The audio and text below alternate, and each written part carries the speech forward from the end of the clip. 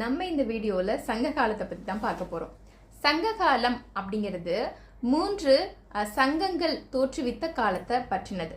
முதல் சங்க காலம் தென்மதுரையிலையும், இடை சங்க காலம் கபாடபுரத்திலையும், கடை சங்க காலம் தற்கால மதுரையிலையும் உருவாக்கப்பட்டதா சான்றுகள் இருக்கு.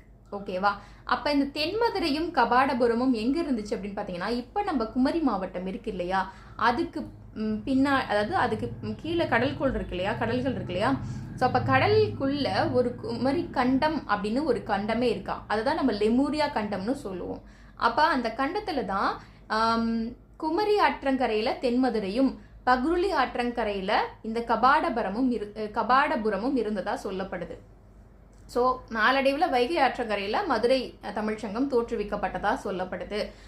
ஆனா நம்ம சங்க காலத்துல கிடைச்ச 11 மேல் கணக்கு நூல்கள்னு சொல்லப்படுறது என்னென்ன, 8 தொகை 10 பாட்டு. இந்த ரெண்டுமே எந்த காலத்துல கிடைச்சதுன்னு பாத்தீங்கன்னா, முதல் 2 சங்க காலத்துலயான்னு கேட்டா கிடையாது, 3வது சங்க காலத்துல தான்.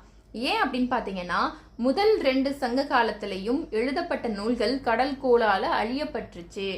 அதனாலதான் இந்த கடைசி சங்க காலத்துலனாவது எஞ்சி இருக்கக்கூடிய நூல்களை நம்ம என்ன பண்ணணும், நம்மளுடைய பின்னாடி இருக்கக்கூடிய தமிழ் மக்களுக்கு, தமிழ் சமுதாய சந்ததிகளுக்கு கொண்டு போய் சேர்க்கணும்னு சொல்லிட்டு புலவர்கள் யோசிக்கிறாங்க. அவங்களுக்கு உதவினவர்கள் தான் இந்த மன்னர்கள்னு நம்ம சொல்றோம். ஸோ அதனாலதான் நீங்க 8 தொகை நூல்கள் எடுத்து பார்த்தீங்கன்னா, தொகுத்தவர் தொகுப்பித்தவர்னு இருப்பாங்க. தொகுத்தவர்னா இப்ப அந்த காலத்துல எல்லாரும், இப்போ எக்ஸாம்பிள் 8 தொகையில ஃபர்ஸ்ட் நூலை நட்டையன்னு வச்சுக்கலாம்.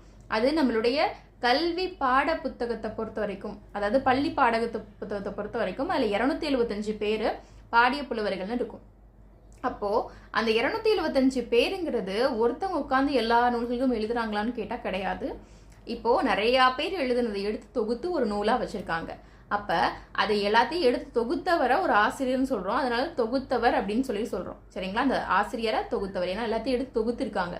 அதுக்கு துணை நின்ற அரசரை தொகுப்பித்தவங்கன்னு சொல்லலாம். இந்த மாதிரி தான் நூல்கள் நமக்கு 11 மேல் கணக்கு நூல்கள் உருவாக்கப்பட்டிருக்கு.